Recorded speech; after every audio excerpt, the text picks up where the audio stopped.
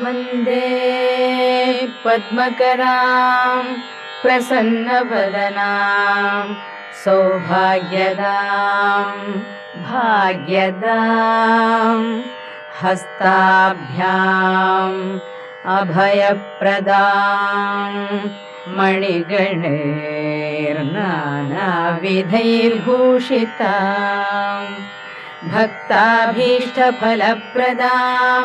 हरिहरब्रह्मादिभिः सेवितां पार्श्वे पङ्कजशङ्खपद्मनिधिभिः युक्तां सदा शक्तिभिः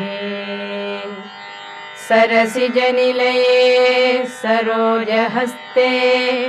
धवळतमांशुकगन्धमाल्यशोभे